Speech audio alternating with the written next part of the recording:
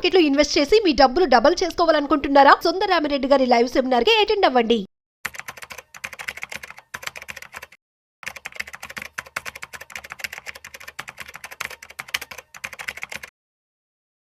నమస్తే, నేను జీవి సత్యనారాయణ. ఈ వీడియోలో వారన్ బఫెట్ గారు పొదుపు చేయడానికి కొన్ని ఆయన ఏదైతే ఫాలో అయిండో వ్యూహాలు అవే మీకు చెప్పడం జరుగుతుంది. అయితే ఇప్పుడు ఈ మధ్యకాలంలో బఫెట్ గారు రిటైర్మెంట్ తీసుకోవడం జరిగింది.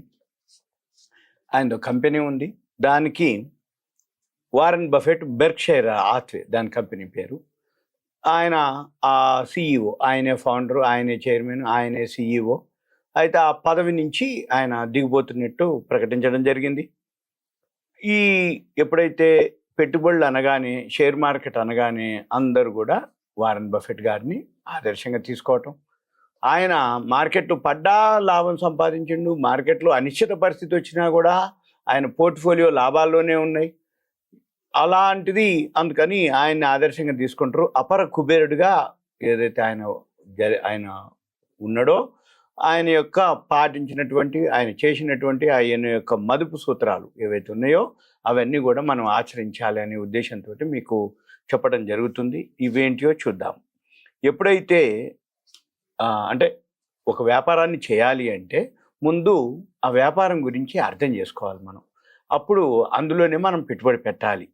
వ్యాపారం ఎలా నడుస్తుంది, ఆ సంస్థ ఆదాయ వనరులు ఎలా ఉంటాయి, అవన్నీ తెలుసుకోవటం అనేది కీలకం. ఇది నష్ట భయాన్ని తగ్గిస్తుంది. వీలైనంత ఎక్కువ సమాచారం తెలుసుకున్నప్పుడే మంచి నిర్ణయాలు తీసుకోవడానికి వీలవుతుంది. అది మీకు లాభాలు తెచ్చిపెడుతుంది. ఇది 1. ఇక నెంబర్ 2, స్వల్పకాలిక లాభాల కోసం ఆశపడటం ఎప్పుడు మంచిది కాదు. దీర్ఘకాలిక వృద్ధిని మనం పట్టించుకోవాలి, మంచి కంపెనీలు ఎంచుకోవాలి, మార్కెట్ హెచ్చుతగ్గులు పట్టించుకోకుండా ఓపికగా ఉండటం నేర్చుకోవాలి. అప్పుడే సంపదని మనము సృష్టించవచ్చు అని చెప్పడం జరిగింది.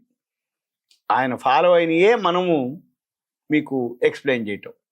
తర్వాత అధిక ధరల వద్ద షేర్లను కొనటం వల్ల పెద్దగా ఉపయోగం ఉండదు. అంటే ధర పెరిగినాక కొనటం అనేది పెద్దగా ఉపయోగం ఉండదు. వాటి వాస్తవ ధర అంటే రియల్ ప్రైస్ ఎంత ఉందో ఏదో ఒక సందర్భంలో మనకు తెలిసిపోతుంది. అటువంటి సమయంలోనే ఆయా షేర్లను మనం కొనుక్కోవాలి. అది లాభాలకి మంచి అవకాశం ఇస్తుంది. మార్కెట్ అనిశ్చిత సమయంలో ఈ వ్యూహం బాగా పనిచేస్తుందని చెప్పడం జరిగింది. తర్వాత ఆర్థికంగా బలమైన పునాదులు ఉండి, స్థిరమైన ఆదాయం ఉండి, మంచి నిర్వహణ ఉన్నటువంటి కంపెనీలపై దృష్టి పెట్టాలి. ఇలాంటి కంపెనీలు ఎలాంటి సంక్షోభాలు వచ్చినా తట్టుకోగలవు, దీర్ఘకాలంలో విజయం సాధిస్తాయని చెప్పడం జరిగింది. తర్వాత ఈ షేర్ మార్కెట్లో హెచ్చుతగ్గులు సహజం అన్నమాట.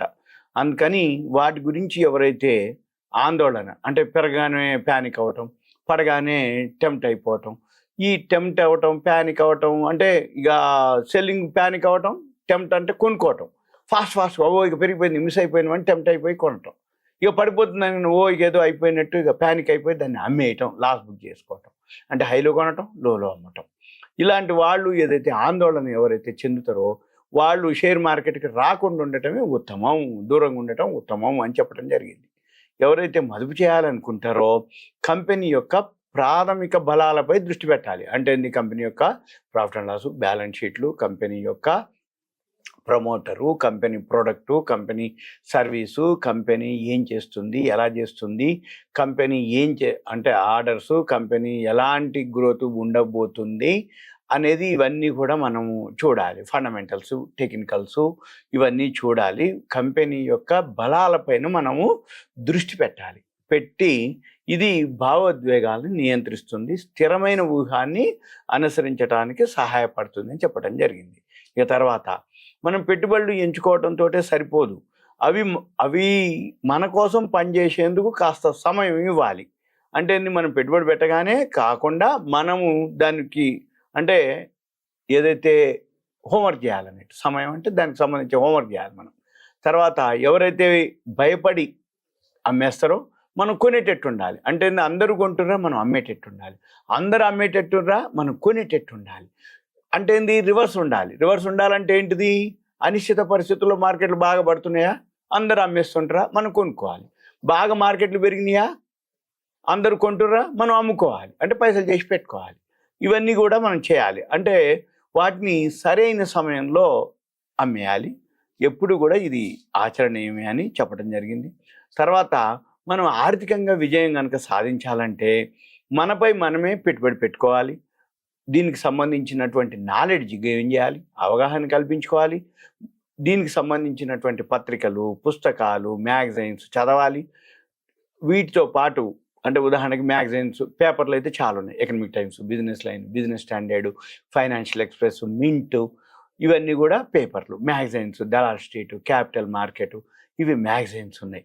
తర్వాత ఈ బుక్స్ కూడా దొరుకుతాయి. గూగుల్కి వెళ్ళి మీరు షేర్ మార్కెట్ రిలేటెడ్ ఈ బుక్స్ డౌన్లోడ్ ఫ్రీ ఉంటాయి, కాస్ట్ ఉంటాయి. అవి డౌన్లోడ్ చేసుకొని అవి మనము బుక్స్ చదవటం. తర్వాత ఈ ఎనలిస్టులు ఉంటారు టీవీలలో వచ్చేవాళ్ళు, వాళ్ళు ఏం చెప్తున్నారో వాళ్ళ యొక్క మాటలు వినాలి, మళ్ళీ మనము రికన్సిలేషన్ చేసుకోవాలి. తర్వాత దీనికి సంబంధించినటువంటి ఆర్థిక అక్షరాస్యతని పెంచుకోవాలి. అంటే ఈ కంపెనీ యొక్క ప్రాఫిట్ అండ్ లాస్లు, బ్యాలెన్స్ షీట్లు, షేర్ మార్కెట్ సంబంధించినటువంటి ఇన్ఫర్మేషన్, నాలెడ్జ్ని గెయిన్ చేయాలి. వీటన్నిటితో పాటు సరైన సూచనలు, నిర్దేశకత్వంతో మనం మంచి మదుపరులుగా మారటం జరుగుతుంది. తర్వాత ఒక షేర్ కొని ఉదయం కొనగానే సాయంత్రం కొనగానే తెల్లారపాటికి పెరుగుతుందని మనం అనుకోకూడదు. కొన్ని ఏండ్ల పాటు, కనీసం 10 ఏళ్ల పాటు కనుక దాన్ని కొనసాగించలేనప్పుడు దాని గురించి 10 నిమిషాలు కూడా ఆలోచించడం వృధానే అని చెప్పడం జరిగింది. అయితే వైవిధ్యమైన పెట్టుబడులు పెట్టడం ముందుగా నేర్చుకోవాలి.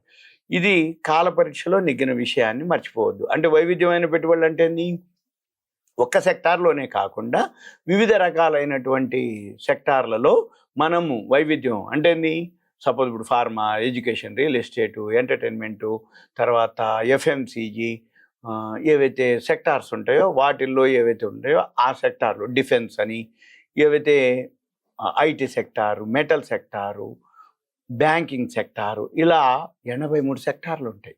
ఈ 83 సెక్టార్లు ఆ సెక్టార్లలో వైవిధ్యంగా పెట్టాలి. అంటే ఒక్క దాంట్లో పెట్టుబడి పెట్టకుండా వేరు కంపెనీల్లో వేరు సెక్టార్లలో మనము పెట్టుబడి పెట్టాలి. ఇది కాలం నుంచి అంటే బడ్జెట్ వచ్చింది, బడ్జెట్లో ఏ సెక్టార్లకు బెనిఫిట్ ఇచ్చిండు, బడ్జెట్ అయిపోయింది. తర్వాత అంటే సోలార్, ఇప్పుడు కొత్తగా ఏంటంటే సోలార్ అని, ఎలక్ట్రిక్ వెహికల్స్ అని, ఆటో సెక్టార్లో మార్పులు వస్తున్నాయి. అటువంటి సెక్టార్లు మనం సెలెక్ట్ చేసుకోవాలి. అవన్నీ తర్వాత ఇంకోటి, మన చుట్టూ ఎన్నెన్నో విషయాలు జరుగుతుంటాయి. కొంతమంది ఏం చేస్తారంటే అప్పులు తెచ్చి మార్కెట్లో మేము ఇంత చేసినాం, అంత చేసినాం, ఇంత వచ్చింది, అంత వచ్చింది అని చెప్తారు. ఇవన్నీ మీరు నమ్మొద్దు. సొంత పైసలు ఉంటేనే మీరు అంటే మన దగ్గర మిగిలిపోయిన పైసలు ఉంటేనే షేర్ మార్కెట్లో పెట్టుబడి పెట్టాలి. ఎందుకంటే మార్కెట్లు పెరిగినప్పుడు అప్పులు ఇస్తారు, కానీ మార్కెట్లో ఎప్పుడైనా కొంచెం తగ్గగానే మళ్ళీ వాళ్ళు పైసలు అడుగుతారు, వీళ్ళు పెట్టుంటారు, అవి అమ్మితే లాస్ వస్తుంది కాబట్టి వీళ్ళు అమ్మరు, వాడో ఊకోడు, పైసలు ఇచ్చినవాడు కావాలి అంటాడు. అందుకని ఎక్కువ శాతం బాగా డబ్బు సంపాదించమని అనుకుంటారు, కానీ అవి నమ్మొద్దు. మీరు ఎంతసేపటికి ఇటువంటి వాటికి యువత ఇట్లాంటి సలహాలకు మాత్రం చాలా దూరంగా ఉండాలి యువతకి. ఎందుకోసం అంటే వాళ్ళు టెంప్ట్ అవ్వటం, అప్పు చేసి బాగా సంపాదిద్దామని అనుకుంటారు కాబట్టి వాళ్ళకి చెప్పటం అనమాట. ఇవన్నీ కూడా మన దగ్గర ఉన్నటువంటి సేవింగ్స్ తోటి చిన్నగా నాలెడ్జ్ గెయిన్ చేసి అవగాహన వచ్చిన తర్వాతనే మనం పెట్టుబడి పెట్టడం ఉత్తమం అని చెప్పడం జరిగింది. ఇదంతా కూడా మనము వారన్ బఫెట్ గారు వారి యొక్క ఆయన ఏదైతే ప్రపంచ కుబేరుడు షేర్ మార్కెట్కి ఆయన మూలం అనమాట. అంటే మనం ఎవరు ఏం చెప్పినా షేర్ మార్కెట్ అనగానే వారన్ బఫెట్ గారి గురించి చెప్తారు కాబట్టి మీకు కొన్ని వ్యూహాలు చెప్పడం జరుగుతుంది. ఇదంతా మీకు awareness, education, information, knowledge purpose మాత్రమే. ఓకే, థ్యాంక్ యూ, సెలవు.